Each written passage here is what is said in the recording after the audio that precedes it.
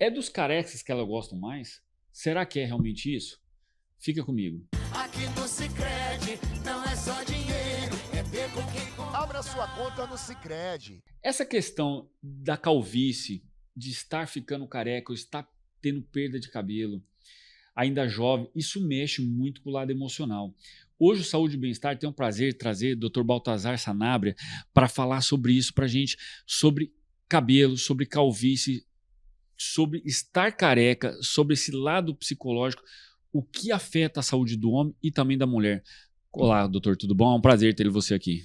Tudo bem, Plácido? Prazer todo meu, né? Uma satisfação imensa poder aqui discutir e falar um pouco sobre esse tema que faz parte da nossa vida, né? Eu respiro calvície, transplante capilar 24 horas por dia e é muito bom estar aqui, contribuir com vocês, com os ouvintes, com os, né, telespectadores, sobre esse tema que, de fato, eu tenho muito apreço.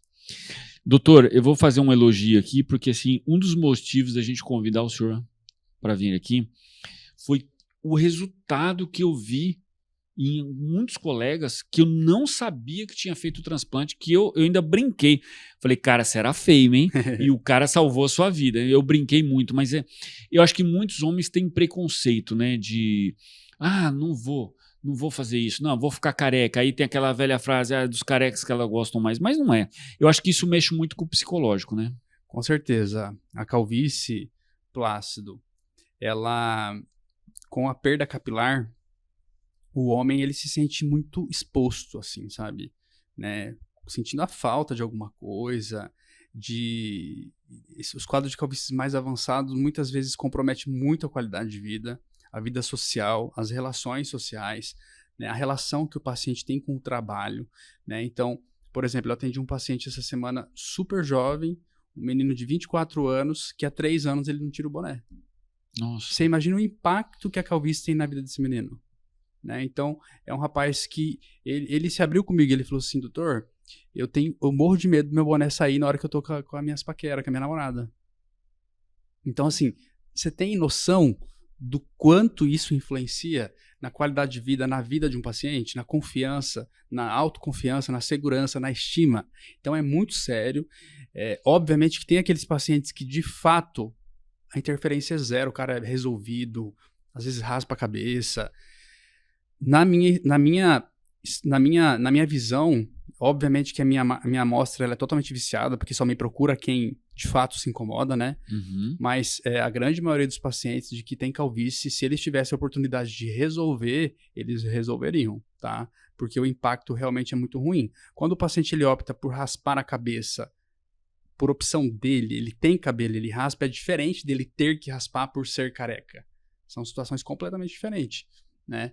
Então, assim, o impacto, de fato, ele é muito negativo na qualidade de vida e nas relações. Isso que você falou, olha, me remeteu a uma coisa. Às vezes, tem a questão, às vezes, do preconceito do homem procurar, vou procurar um médico para colocar cabelo. Não, mas também é que antigamente os resultados eram um pouco mais artificial. Hoje mesmo, o que eu te falo com sinceridade, eu vi o resultado de um que eu não acreditei que tinha feito, que eu não tinha conhecido antes, eu não sabia que tinha a qualidade do que foi feito. Então, será que muito também não é por, às vezes, ou às vezes achar que é caro, ou às vezes achar que é invasivo, ou você ser menos homem por estar fazendo isso? Isso tudo que você falou são fatores que muitas vezes impedem o paciente de procurar assistência. Falando por né, etapas e por cada critério que você utilizou. Hoje, a procura tem sido cada vez maior, você encontra cada vez mais pessoas terem feito transplante de cabelos. Então, isso tem diminuído, mas ainda é presente. Muitos homens têm medo de procurar em decorrência de ser um procedimento de 9, 10 horas e tem medo de fazer uma cirurgia. Isso já aconteceu de paciente de cancelar a cirurgia um dia antes, porque ele falou, cara, e se eu morrer nessa cirurgia? Né? Mas é um procedimento muito simples. Para você ter noção, é uma microcirurgia. Ela é uma cirurgia minimamente invasiva. A gente faz pequenos furos com profundidade de 3 milímetros. É ambulatorial ou... Ambulatorial. Então o paciente ele entra de manhã, no final do dia ele é liberado para casa. Então ela é minimamente invasiva. Imagina um furo de 3 milímetros. Obviamente que não vai alcançar o crânio, né, o osso, o cérebro, que muitas vezes os pacientes têm um pouco de receio. Outra coisa que dá um pouco de receio nessa parte da segurança é que é um procedimento longo, de 8 a 10 horas. Né? Porque a gente faz cirurgias de 7.500 folículos e são extraídos um por um, implantados um por um. Então é um processo muito artesanal, então demora. A gente trabalha com médico anestesista em sala, o paciente ele faz dormindo, o anestesista dando assistência o tempo todo. 100% dos nossos pacientes fazem um pré-operatório extremamente rigoroso, né? Uma avaliação cardiológica muito aprofundada, exame de esteira, exame de ultrassom do coração, exames laboratoriais, para que a gente leve realmente o paciente de forma segura. Inclusive, muitos pacientes agradecem, porque não raramente a gente precisa cancelar a cirurgia porque a gente descobriu um problema de saúde no paciente. Né? Pacientes que muitas vezes estavam prestes a ter um infarto. Ele foi lá, fez o exame de esteira e estava quase infartando. E aí cancelamos a cirurgia e a gente salvou a vida do cara. Então, de fato, a gente faz um rastreio muito, muito bacana, evitando que a gente leve, né, com risco esse paciente para a cirurgia. Com relação ao receio de ter um resultado artificial, isso de fato acontece. Né? As cirurgias da década de 80... 90, e enfim, até as cirurgias de hoje em dia mal executadas, elas podem trazer resultados inestéticos, que muitas vezes traz até mais problema para a vida do paciente, né? Resultado ruim, que não ficou legal, com baixa densidade, com tufos de cabelo, né? Com uma marcação de hairline ruim. Isso acontece até hoje em dia, dependendo do profissional que você procurar. E isso acaba trazendo mais problema para o paciente, porque você vai entregar um resultado inestético e está na cara do paciente, né? Sim. Mas procurando uma equipe correta, um bom profissional, uma referência de um profissional, uma equipe qualificada, experiente, não tenha dúvidas, Plácido, você vai ter um resultado fantástico e o foco sempre na naturalidade. Tanto que você viu aí o nosso paciente e eu tenho certeza que você não notou que ele fez transplante, da mesma forma que eu sou transplantado. Eu tenho cirurgia de transplante capilar, região frontal toda minha é cabelo, e ninguém sabe, a não ser que eu conte que eu passei pelo transplante. Então hoje, o transplante capilar, ele entrega resultados fantásticos, com ótima densidade, devolve uma excelente cobertura e o principal, com naturalidade. Isso é importante. Não, e realmente eu fiquei de boca aberta, eu fiquei surpreendido. E deixa eu aproveitar e fazer uma pergunta para quem está assistindo a gente.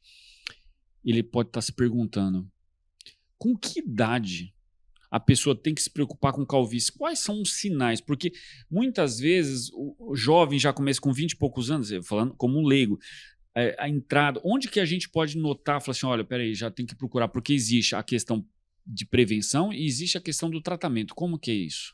Cara, é muito simples isso. É que as pessoas, elas não se atentam e vai deixando, né? Qual que é o sinal que você deve estar atento? Todo mundo tem uma queda capilar do dia a dia que é normal. Você vai, às vezes, o comum dos homens é nem ver cabelo cair, mas cai. Cai ali 50 a 100 fios todos os dias. Só que assim, cai de forma muito aleatória no dia a dia. E o paciente ele nem nota. Mas meu cabelo nem cai. Uhum. Quando o paciente ele eu tô falando de homens, tá? Sim. Mulheres também têm calvície, mas a evolução é diferente. Quando o paciente ele começa a ter calvície, é visível e notório a queda de cabelo. Então, até aquele dia, ele não via cabelo cair. No dia seguinte, no trabalho, na mesa, começa a cair cabelo. Na hora do banho, sai um monte de cabelo na mão. Na hora de você lavar o rosto, sai cabelo na mão. No travesseiro, você começa a ver cabelo. Então, é evidente, é muito simples de identificar o momento. Por quê? Porque até um dia, ele não via cabelo. De repente, ele está vendo. Esse é o momento. A gente precisa interromper esse processo de queda. E a gente normalizar aquela queda de cabelo. Dessa forma, a gente vai conseguir, inclusive, evitar um procedimento cirúrgico. Por quê? A calvície, como que ela acontece? O cabelo ele cai bastante e ele afina. Ele cai bastante e ele afina. Chega uma hora que esse cabelo está tão fino que ele não nasce mais. E nessa hora de não nascer mais, que esse paciente não tem como. Aí é só a cirurgia. Se a gente consegue tratar na hora da queda, a gente evita a queda, previne a queda, e esse paciente, muitas vezes, ele nunca nem vai operar. Porque a gente conseguiu interromper o processo de queda e a evolução da calvície. Então, é muito simples, Plácido. O cara começou a ver muito cabelo, ele tem que procurar ajuda. Procurar um especialista. E evitar o quê? Google, receita do vizinho. Por quê? Cada paciente é um paciente. Porque, por exemplo, você pode chegar no meu consultório hoje e a gente observar que você tem um quadro de calvície, né? E a gente consegue identificar isso de maneira muito precoce através de um exame microscópico chamado tricoscopia, né? Para você ter noção, a gente examina o couro cabeludo com uma lente que aumenta 80 vezes. Então a gente consegue identificar casos iniciais. Só que além de calvície, você pode ter uma deficiência de uma vitamina. Então você tem calvície e uma deficiência de uma vitamina. O que eu preciso fazer? Tratar os dois. Eu posso ter só calvície. Eu vou tratar só a calvície, eu não vou tratar a deficiência. Ele pode ter uma queda em decorrência de uma cirurgia, em decorrência de emagrecimento, que não é um tratamento de calvície. O tratamento é outro. Então não adianta você pegar a receita do teu vizinho e aplicar para você, porque o seu caso, ele pode e provavelmente vai ser diferente do seu vizinho. Não adianta você pegar uma receita de Google, porque o Google não vai examinar o teu couro cabeludo com uma lupa que aumenta 80 vezes para identificar uma calvície de fase inicial. E aí você vai usar uma receita de uma pessoa que muitas vezes não é teu caso, não corresponde ao caso que você tem, né? E o que a gente tem hoje mais é promessas na internet, né? Tipo, prometendo resolver a queda de cabelo de todo mundo. Mas não tem como um remédio resolver a queda de cabelo de todo mundo. Por quê? Existem diferentes causas para queda de cabelo. Você tem que tratar de acordo com a causa. Olha só, a gente está chegando aqui no fim do Instagram, mas a gente não vai parar não. Você já está vendo algumas imagens aqui que a gente vai falar sobre esses casos de antes e depois e a gente ainda vai continuar com muita coisa. Então você vai lá na link da bio, continua, vamos lá no YouTube que lá a gente vai continuar mais. Não perca. Cada dia no Sicredi é assim. O Sicredi inteiro fica te esperando pra te ver sorrindo, pra te ver sonhando. Aqui no Sicredi não é só dinheiro, é ter com quem contar, é confiar, realizar de jeito maneira. Não é só dinheiro, é ter um parceiro. Eu sou o Sicredi, todo o Brasil inteiro. Não é só dinheiro, é ter com quem contar. Abra sua conta no Sicredi. Doutor, mas isso que o senhor falou da queda do cabelo, que isso acontece tanto no homem como na mulher, né? E a gente vê muito, foi bom que você enfatizou, muitas pessoas fazendo a receita do vizinho ou fazendo a receita do primo, seja lá o que for. E realmente eu acho que é importante isso. Mas, por exemplo, na sua clínica, o senhor é famoso em transplante, mas o cara só vai lá para buscar o transplante ou ele já pode ir para cuidar disso também? Como que funciona lá? Na clínica hoje, a gente tem 5 médicos dermatologistas que todos tratam queda de cabelo. 3 são especialistas em cirurgia, que é 2 transplantes de cabelo e transplante de sobrancelhas, e 2 especialistas em queda de cabelo. Transplante de sobrancelha também? Também. E os outros 2 são especialistas em queda de cabelo sem cirurgia. Mas todos nós somos aptos a identificar a causa da queda de cabelo e o estágio, né, que aquela calvície está naquele momento. Então, a partir dessa avaliação, identificando a causa de queda de cabelo, se no caso for uma calvície, qual que é o grau de calvície? Precisa de cirurgia ou não precisa de cirurgia? Então, através de uma consulta, de uma avaliação, de um exame de tricoscopia, a gente vai identificar a causa de queda de cabelo e a gente vai tratar essa causa. Existem os pacientes que precisam de cirurgia e existe aquele paciente que ele precisa apenas de uma suplementação de uma vitamina. Apenas de uma orientação com relação à forma como deve se emagrecer para a gente não ter uma queda de cabelo, entendeu? Então, assim, a gente não consegue ajudar todo mundo com uma única fórmula e uma única orientação, porque a causa de queda de cabelo ela é extremamente variável. Tem um paciente que é por deficiência de vitamina, tem um paciente que é por calvície, tem um paciente que tem uma doença cicatricial como a frontal fibrosante, tem aqueles pacientes que têm um líquen plano, tem a alopecia areata, que acomete mais as crianças. Então, assim, diferentes causas de cabelo existem. A gente precisa identificar a causa e estabelecer a melhor estratégia para cada paciente. Então, o tratamento ele é individual. Ele é individual. Mesmo, muitas vezes, 2 pacientes tendo calvície, o tratamento ele é individual. Por quê? Tem um paciente que pode usar todos os medicamentos de calvície, tem outro paciente que não pode usar todos, porque ele tem uma história familiar, uma história pessoal de depressão, ele tem algumas contraindicações. Então, até a calvície que pode ser, às vezes, utilizada a mesma receita para todo mundo, muitas vezes não é, porque a gente precisa avaliar o paciente de maneira individual. Então, tem um medicamento para calvície Por exemplo, finasterida. A gente vai evitar usar a finasterida em pacientes que têm um quadro de depressão que não está controlado, pacientes que têm uma história de disfunção sexual. Então, a gente precisa avaliar o paciente de maneira individual para estabelecer o tratamento, inclusive nos pacientes que têm calvície. No caso, aproveitando a pergunta aqui, antes da gente entrar nas fotos, eu tô vendo até barba ali melhorando. A calvície, ela vem da mãe ou do pai? Isso é legal também. É super polêmico e eu diria que até um mito, né, dentro do mundo da calvície. Existe a ideia de que a calvície é transmitida pelo lado materno, né? Então, eu só vou ter calvície se minha mãe ou os meus tios ou os meus avós do lado materno tiver calvície. Isso é mito, tá? A calvície é uma doença genética, multigênica, centenas de genes envolvidos, e ela vem tanto do pai quanto da mãe. Tá? A gente pode ter, inclusive, que o pai e a mãe têm pouco cabelo e o filho tem porque ele herdou dos avós. Entendeu?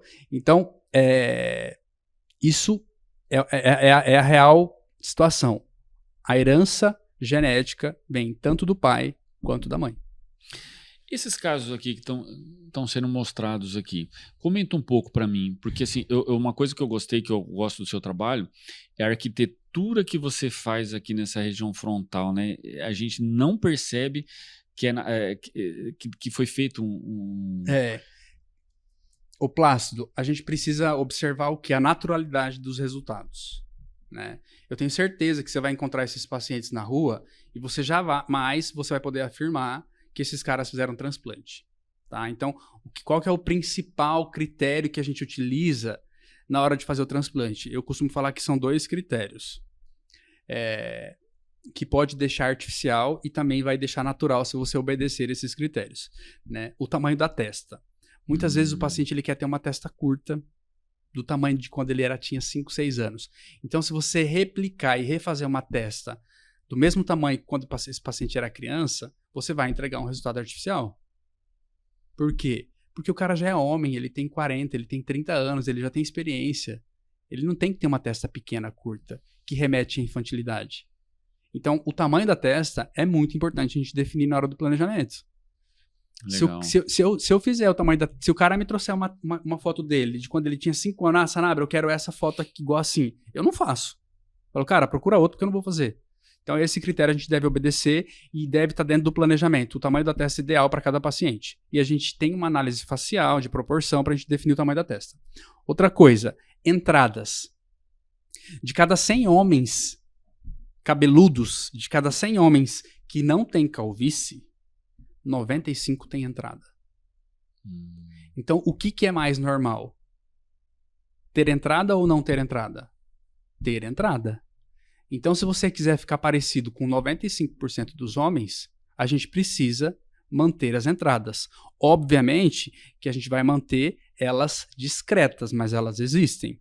Então, a gente vai reduzir as entradas, a gente não vai retirar as entradas. Tá? Então, esses 2 critérios a gente utiliza muito no nosso dia a dia, no planejamento cirúrgico, para a gente conseguir entregar resultados assim, com extrema naturalidade. E deixa eu fazer outra pergunta. A pessoa faz o transplante hoje. Ela tem que... Como que é o pós disso? Ela tem que refazer depois de tantos anos? Vou dar um exemplo. Na odontologia, a lente de contato dura 15 anos dental. Como que funciona isso? Qual que é o tempo de duração disso? Excelente pergunta. E é onde muitos pacientes falham também. A calvície é uma doença genética e ela é progressiva. Então, cada dia que passa, você tem menos cabelo. E claro que a gente tenta interromper esse processo através dos medicamentos. Quando você faz a cirurgia, o procedimento, ele substitui os cabelos perdidos. Então, você perdeu o cabelo, a gente vai lá e bota outro no lugar. O problema é o quê? Que existem os cabelos que ainda estão na tua cabeça e que você provavelmente vai perder. E o fato de você operar, você não vai impedir esses cabelos de caírem. Portanto, se você faz um transplante hoje, se a gente não interromper a queda, o afinamento, possivelmente em pouco tempo você precisa fazer outra cirurgia. Então, qual que é a melhor estratégia? Você fazer o transplante e associar um tratamento para interromper a queda e o afinamento. Dessa maneira, a gente possibilita o paciente nunca mais operar. Se o tratamento não interromper 100%, ele vai retardar muito. Então, o paciente que ele faz o tratamento correto com o transplante de cabelo, ele vai jogar essa tua próxima cirurgia para 20, 25 anos depois. Agora, o paciente que ele não faz um tratamento, não faz um acompanhamento depois do transplante, ele possivelmente, depois de 3, 4, 5 anos, ele já tem que fazer uma correção. Tem um cuidado especial, por exemplo, ela pode usar boné depois, ela não pode tomar sol, como é que funciona? Você fala depois da cirurgia? É normal a vida do transplantado? Cara, é uma cirurgia muito tranquila, né? Num geral, assim, os pacientes que trabalham a nível de escritório, ar-condicionado, são pacientes que têm uma rotina normal no pós-operatório. Mas assim, a primeira semana pós-transplante, você colocou o cabelo tá meio solto ali ainda, né? Sim. Ele não tá fixo já. Então é importante a gente ter uma técnica adequada de lavagem, então você não vai lavar a cabeça no chuveiro. Se você lavar no chuveiro forte, você arranca o cabelo. É importante o cabelo implantado você não encostar no travesseiro, numa coberta, no edredom. Então é importante, a maioria dos pacientes tem que dormir de barriga para cima. Você não pode tomar sol na primeira semana, você não pode bater a cabeça, você não pode fazer esforço físico por uma semana, então é uma semana sem fazer academia. Então tem alguns cuidados sim da primeira semana, mas no geral são poucas restrições e elas duram uma semana. E praticamente todas a gente dá alta depois de 7 dias. Deixa eu fazer uma outra pergunta antes da gente entrar na foto que eu tô curioso para ver fazendo a cirurgia. Deixa eu te fazer uma pergunta. Hoje a gente vê 2 febres. A febre da canetinha emagrecedora, que muitos estão fazendo sem acompanhamento, a receita do vizinho, e também muitos estão fazendo uso de hormônio. Então nós temos os hormônios análogos, seja testosterona, seja o que está fazendo, ou mesmo às vezes quem está fazendo até o bioidêntico. Isso também pode interferir tanto nessa pessoa que tá fazendo, ou numa pessoa que já transplantou, ela pode fazer esse tipo de procedimento, ou ela tem que ter esse acompanhamento? Plácido, talvez seja as 2 maiores queixas de queda de cabelo hoje dentro do consultório é o quê? Uso de esteroides anabolizantes e o uso das canetas emagrecedoras sem acompanhamento médico, tá? Então, aqueles pacientes que usam esteroides anabolizantes, ele inevitavelmente vai ter queda de cabelo. Se ele tiver calvície. Acelera o processo. Acelera. Eu não tenho calvície, sou cabeludo. Possivelmente ele não vai ter nada. Então, se ele tiver genética de calvície, o uso de esteroides anabolizantes vai acelerar. Não tem nada para combater isso. Existe a ideia de que você vai tomar não sei o que, vai aplicar não sei o que, vai fazer um protocolo não sei o que. Cara, nada disso vai bloquear a queda. Vai piorar. Então, quem faz uso de esteroides anabolizantes com doses de esteroides altas, a minha orientação é não operar. Porque o resultado você vai perder de forma muito rápida. E aí você fez um investimento, você vai se frustrar rapidamente.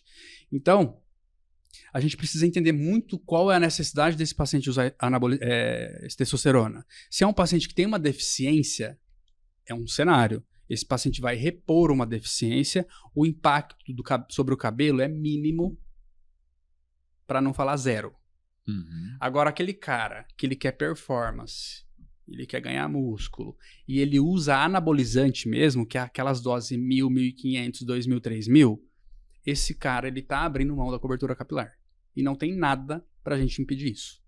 Tá? Então, a gente precisa muito bem entender qual que é a prioridade do paciente, o que ele quer e qual é a indicação do esteroide, da testosterona. Tá? Então, a gente precisa fazer uma análise dentro do consultório e aí geralmente eu trabalho em conjunto com os nutrólogos, com os endocrinologistas, quando o paciente meu faz transplante. Tá bom? A gente faz um trabalho multidisciplinar. Outro grande erro hoje, até mais comum do que o uso dos esteroides anabolizantes, é o uso das canetinhas emagrecedoras. O que é o maior erro hoje? Eu vejo 2 erros grandes. Obviamente que é o uso sem acompanhamento médico, né? E muitas vezes, um grande erro até com acompanhamento médico é uma perda de peso muito agressiva em pouco tempo. Esse cara que mesmo com acompanhamento médico perde 20, 25 quilos, 30 quilos em um mês, esse cara vai perder muito cabelo. Ele vai ter um processo de queda de cabelo e não tem protocolo que segure cabelo. Não tem. Vai cair. Por quê? Porque é uma agressão sem tamanho ao nosso organismo você perder 20, 30 quilos em um mês. Tá? Então, muitas vezes a gente vê grandes propagandas, você mostra lá o cara, aquele médico perde 30, 40 quilos em 45 dias. Pode até ser bom para a pessoa de forma estética. Mas vai ter um preço para pagar. Vai ter, e não é só cabelo. Lá tá? na sua clínica tem esse acompanhamento? Quem quiser emagrecer? Recentemente eu trouxe um médico para fazer esse tratamento associado para a gente não ter, ou se tiver um prejuízo capilar, mínimo possível. Tá? O outro grande erro no uso das canetas emagrecedoras é o quê? É você fazer essa perda de peso sem um acompanhamento nutricional. Por quê? Plástico, o cabelo, praticamente 100% do cabelo é proteína. Se você usa uma caneta emagrecedora e você não consome a proteína diária necessária, você vai ficar desnutrido e seu cabelo vai cair. Então, se você não quiser ter um prejuízo capilar com emagrecimento, o acompanhamento nutricional ele é fundamental. Você vai ter que passar no nutricionista e ele vai falar para você, Plácido, eu preciso que você consuma todos os dias 100, 120 gramas de proteína. Como que você vai consumir isso? Você vai comer tanto de carne na hora do almoço, tanto de frango à noite, sei lá. Ele que vai te passar a tua receita. Então, o acompanhamento nutricional também é fundamental para a gente manter a saúde capilar no emagrecimento. Não, você vê que o quanto isso é importante e você acabou de citar um dado muito importante. Proteína. E hoje as pessoas estão se alimentando mal, vivendo mal, dormindo mal e se entupindo de coisas, né? Ô, Plácido, o cara, ele pensa que o quê? Que para ele emagrecer, ele tem que parar de comer. Olha a merda. Vai dar merda. E não é só no cabelo, tá? É em outras coisas. Esse paciente vai ficar suscetível a doença, a infecções, enfim. Você fica desnutrido. Teu organismo ele não tá equilibrado. Ele tá fora de equilíbrio. Então, assim, o cara fica 10, ele faz jejum de 24 horas, 36 horas. Meu, isso é um erro muito grande. Então, o emagrecimento, ele tem que ser com acompanhamento nutricional. Você tem que comer comida de verdade. Você tem que comer a quantidade necessária por dia. O que você vai fazer é comer menos. Você vai diminuir caloria. Mas comer comida, você tem que comer.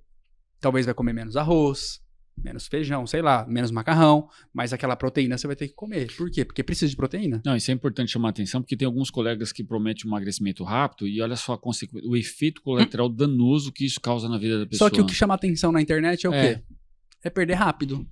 É bem isso mesmo. É perder rápido. O cara, ele quer o quê? Perder 30 quilos em um mês. Entendeu? Então, assim, enfim, Então, é até difícil de você falar, mas porque o que mais tem na internet hoje é isso. O cara mostra o antes e depois E aí, o que acontece? Um monte de gente vai atrás daquele médico, né? Sim. Não, é o Instagram, né? O Instagram hoje, você mostra o que você quer, mas e aí? E o que tá por trás disso? Pois é. As consequências, né? Eu queria falar um pouco dos procedimentos aqui. A gente tá no momento de extração aí, tirando os fios de cabelo. Aí é o momento da consulta, que a gente faz aquele exame no momento de 80 vezes. Essa é a lupa que a gente utiliza.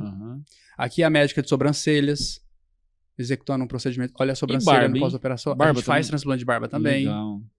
Essa é a unidade de Dourados, a gente tem. E a unidade de Campo Grande. Tem uma em São Paulo, apoio.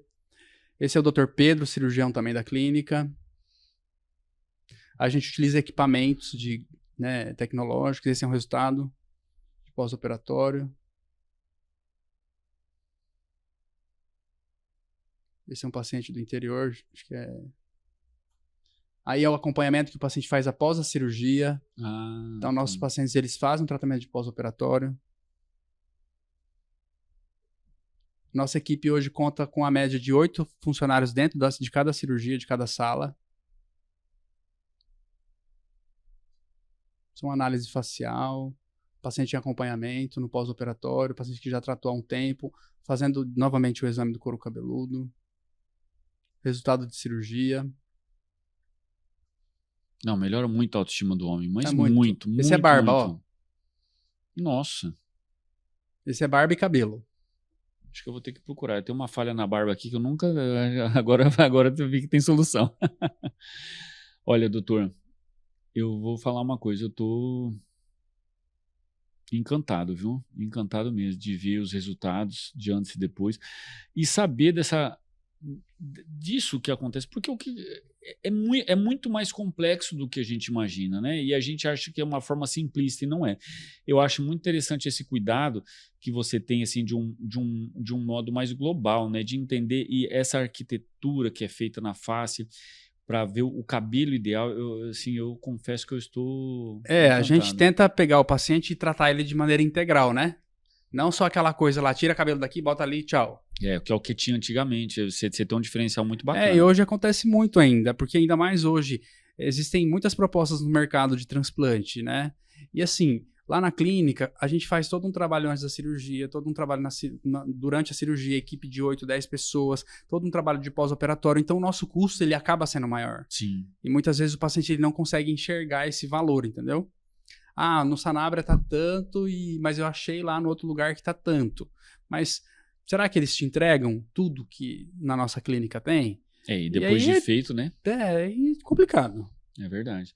Doutor, eu quero agradecer de coração. A gente está chegando no final, 30 minutos já de entrevista, que se deixar eu ficaria muito mais tempo. Mas eu estou encantado com o seu trabalho e quero te parabenizar, que tá de parabéns. Eu confesso que eu não sabia que tinha essa qualidade envolvida, né? Eu mesmo sendo na área da saúde, eu achei que fosse até numa forma mais simples, assim, coleta e transplanta, não, é muito mais complexo. Realmente você está de parabéns e quero te convidar para mais vezes estar aqui e a sua equipe também. Gostaria até de falar mais sobre isso, porque eu acho que isso aflige 70%, 80% da população, mas muitos não falam que tem isso, né? E eu acho que é legal levar isso para o programa, porque a pessoa que está assistindo, de repente, ela fala assim, puxa, é isso que eu estou precisando, né? Esse diferencial.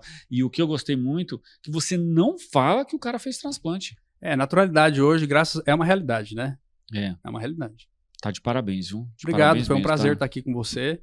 Tá, e a gente está à disposição de vocês. E vamos colocar aqui, se pode, as redes sociais, se alguém quiser tirar alguma dúvida. Tem o Instagram da Clínica Sanabria, tem o meu Instagram, Dr. Sanabria, né? E a gente está à disposição. Lá tem os links para agendamento de consulta. E tem aqui em Dourados e em São Paulo? Em São Paulo a gente tem uma unidade de apoio, né? Eu não opero em São Paulo. Ah, não opera? Não, eu só vou lá, faço consultas e acompanhamento. Todo mundo vem de São Paulo para operar em Campo Grande. Que legal. Não, realmente é um trabalho diferenciado.